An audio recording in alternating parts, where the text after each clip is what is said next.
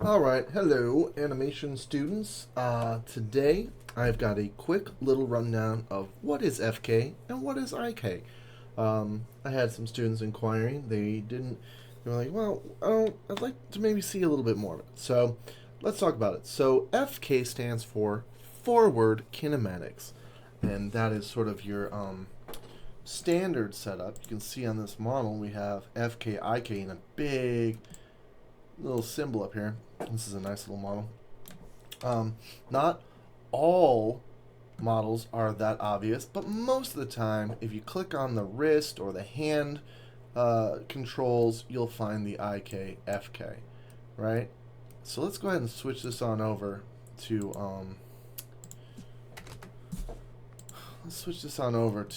what is essentially FK. So FK, it's kind of straightforward.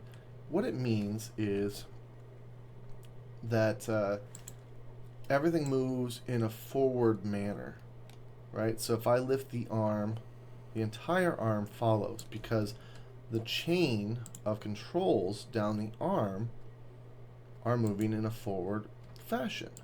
So if I bend the shoulder, right? If I bend sort of this chest piece up here, I get the shoulder moving along with the elbow, along with the hand, the wrist there. If I move the shoulder, then of course the elbow and the wrist move along with it. And if I move the elbow, then of course the wrist moves along with it as well, right? And that is how forward kinematics work. It's just a forward motion that goes progressively down the chain, right? So you can kind of see it's pretty straightforward, right? Now, if I take that, I swap it over to FK or IK, that means inverse kinematics. Actually, the other arm's already set to it. If we switch this one back, sometimes it does weird things, see? It'll move it down back into its original sort of position. So then IK, well, inverse kinematics means that essentially what you're setting up is a joint chain that follows the last joint in the chain. So let's say I wanted to do, say, a leg, and maybe this will make it easier. I'll show you in a moment. So now when I grab his wrist, his hand control here, it controls the entire arm's movement, right? And you can usually do all sorts of things. So if I come up to something, he's going to maybe turn his hand and maybe he'll just grab an object, right? Reach out and grab something with a hand. It's good for that kind of stuff, or for maybe if you wanted to hold on to something. You can get the same results. The elbow is usually controlled by a separate point here, so you can tuck it up or in, see? So for example, if I take this wrist and I push it in real tight to his body, maybe I want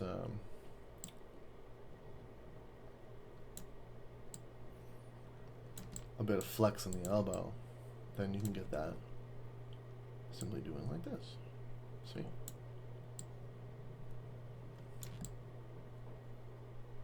See?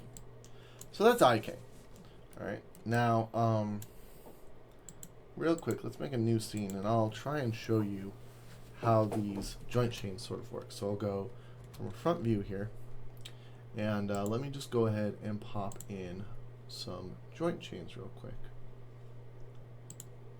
So if I take a joint here and I go 1, 2, 3, and then I make another joint chain over here, 1, 2, 3, what it usually means is we're attaching a, here's an IK handle right here. So you select the joints and then apply an IK handle, right?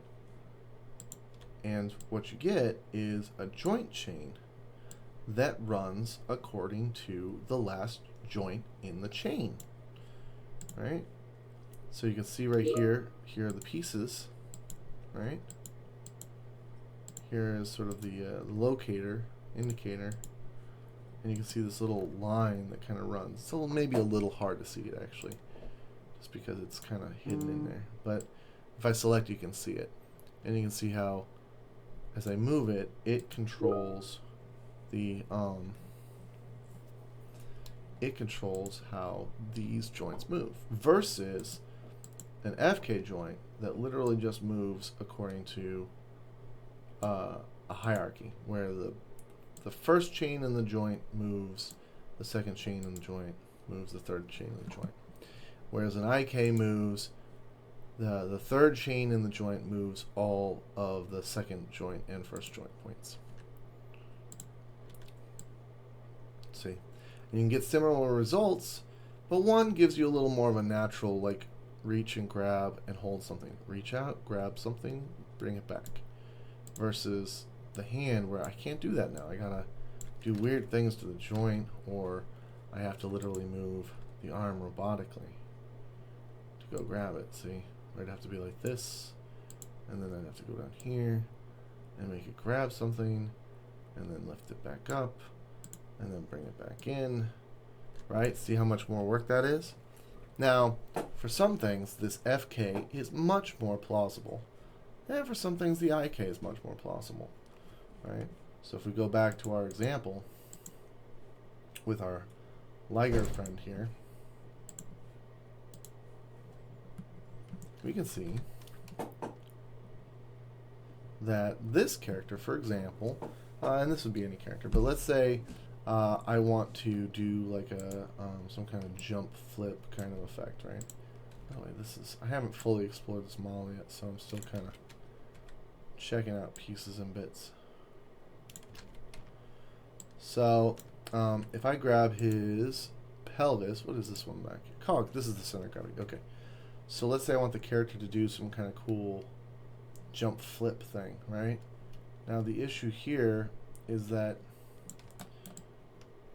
all of his IK joints remain locked in position,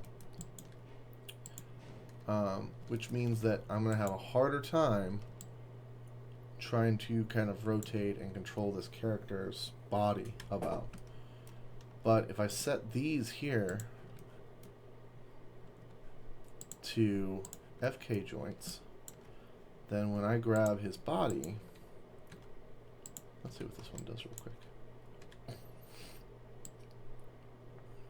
Yeah, see, his feet get left behind, right?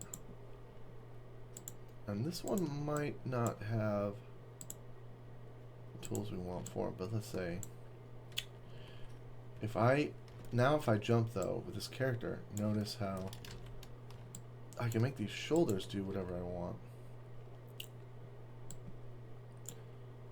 So let's put them on outwards.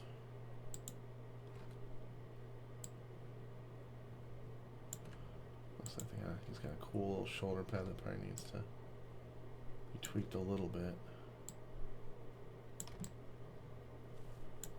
And now, we still have some issues with the feet.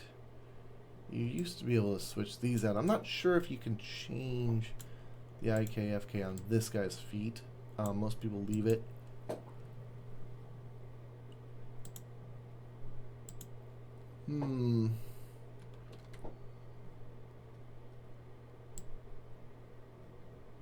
Interesting. Yeah, I'm not sure about this.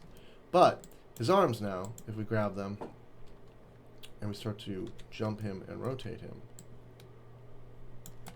the arms will stay in position with the body.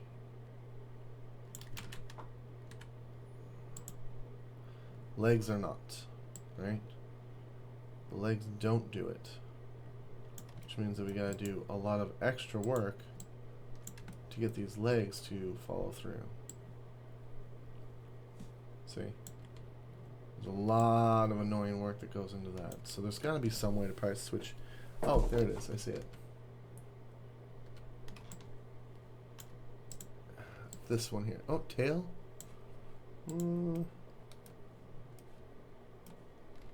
Let's check that out. They got one for the tail. They gotta have one for the... I would think they'd have to have one for the feet if they have one for the tail. That's silly. Because otherwise, your only other option is, I guess, to... That's really awkward, though. We don't want to use the ground control to do that kind of stuff, because that's going to be funky and gross. But I just haven't found it yet. But you can see that if I grab this character, maybe it's in the hip, maybe?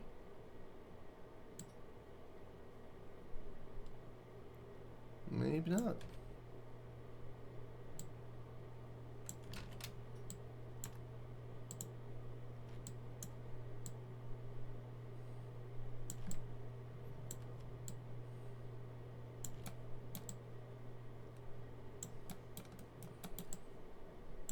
Anyway, that's the difference between the two.